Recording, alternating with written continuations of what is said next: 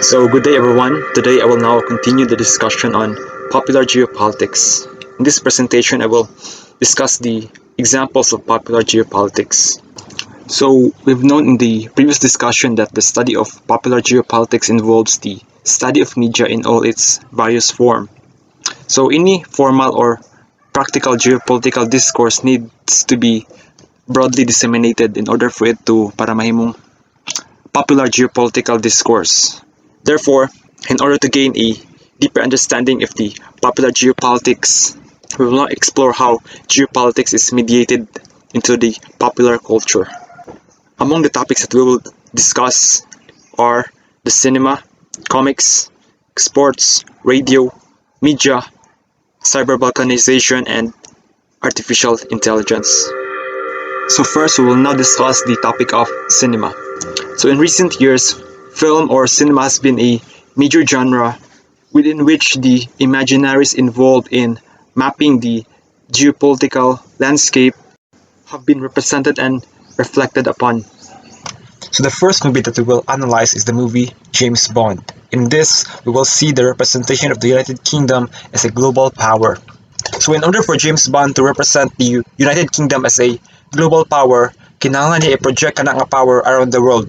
Chapman described it as follows.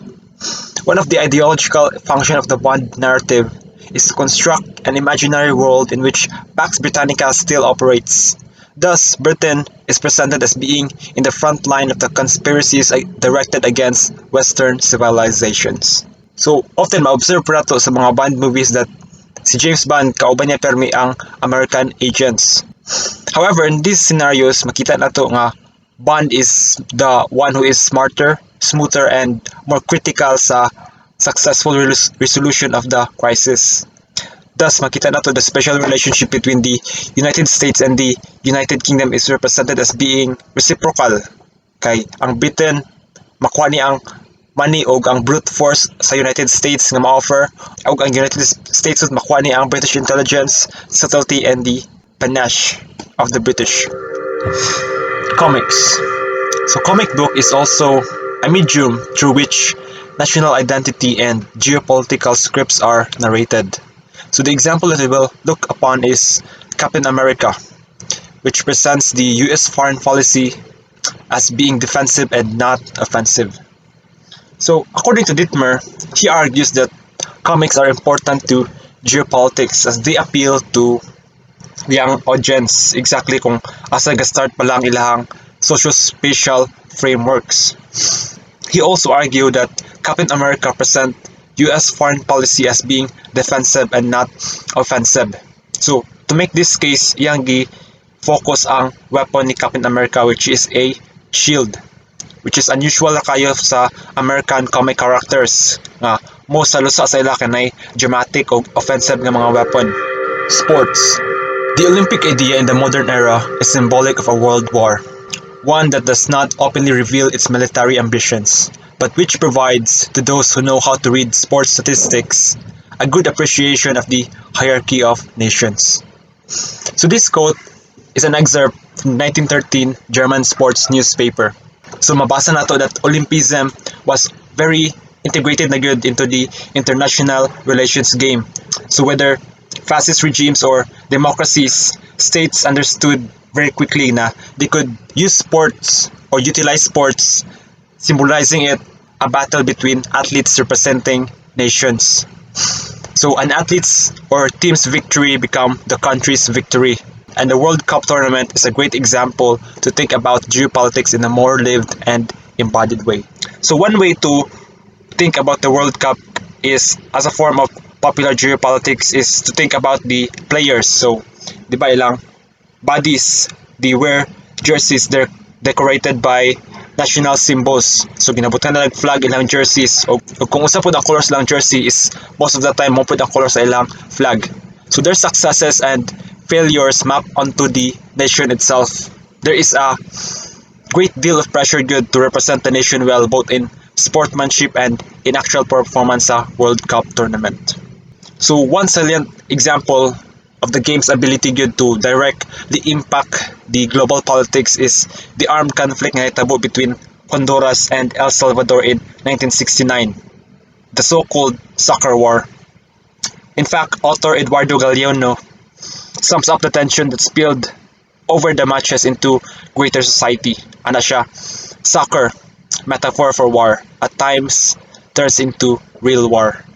So, soccer war is thus a bloody reminder nga ang implication sa sport can reach far beyond the field.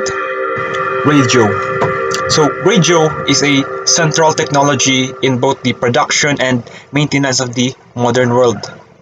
Kay ang radio broadcast provides a real-time information, and some radio ganit nag-broadcast pa 24 hours a day and can provide the most recent updates to listeners. Radio has the ability to reach across borders and can become a valuable source of information where reliable news is scarce. One example that we will look at is the Radio Farda. Radio Farda is the Iranian branch of the US government-funded Radio Free Europe, or Radio Liberty, external broadcast service for providing factual, objective, and professional journalism to its audiences. The stated aim of the programming kay not only to promote more positive vision of the United States but also to promote the struggle for freedom and self-determination in Iran. So this is an example how radio can be used as a means to disseminate and spread any ideological and political interests of nations around the world. Media. Media should not be regarded as separate from geopolitical conflicts. In fact, they are a part of it. The newspaper report, the television broadcasts, and the internet podcasts help determine asa nga people, unsa nga places, and events are judged to be newsworthy. So kana nga mga choices then influence ang viewers' responses. The geopolitical power of the media dili siya nakadepend sa ihang broadcasting itself but also in the manner in which events, people, and places are framed. The latter is a term used in media studies to describe how journalists and media organizations organize and present the news, which in turn maka-influence sa audience interpretation of those events and issues. Television broadcasters are important source of framing, and in particular if kana siya kay na reputation for international coverage or dako siya audience nga makaver such as CNN or BBC. But another organization is the Qatari-based Al Jazeera news channel. The most important legacy na nahatag sa Al Jazeera in regards to geographical framing is the manner in which Osama bin Laden has used Al Jazeera as a favored medium to broadcast his messages to the wider world. So kani nga mga broadcasts sa Al Jazeera are held responsible for inflaming anti-American and anti-Israeli sentiment in the region. So this is an example where the news media is used to promote, again, an ideology and political interest to the wider groups of people. Internet. Since the 1980s, the growth and development of the Internet has been widely championed as encouraging further social interaction and shrinking geographical distance.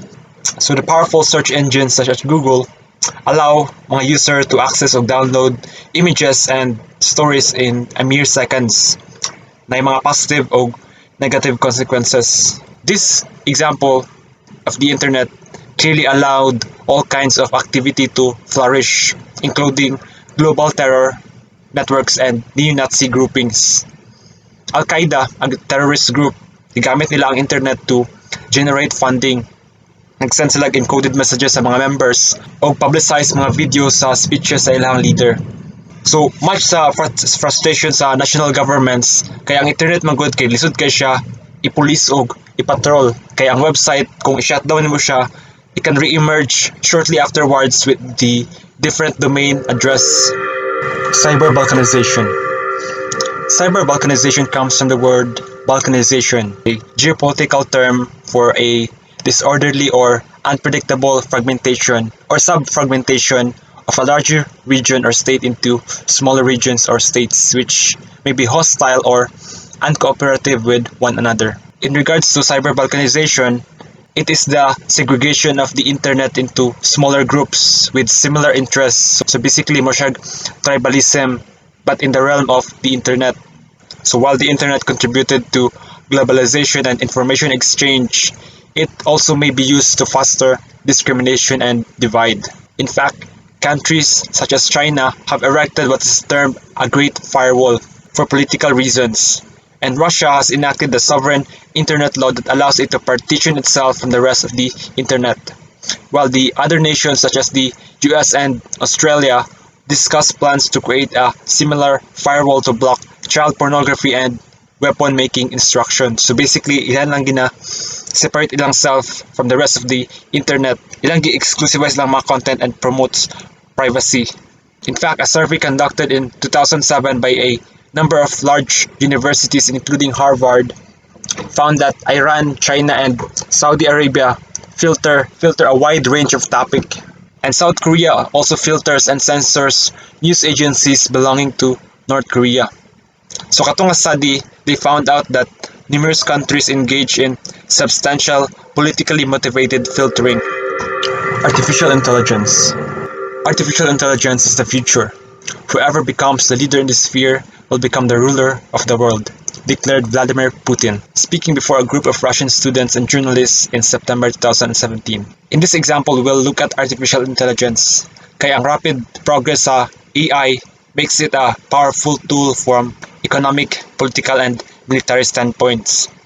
Embedded man gud sa digital revolution, AI will help determine the international order for decades to come, accentuating and accelerating the dynamics of an old cycle in which technology and power reinforce one another.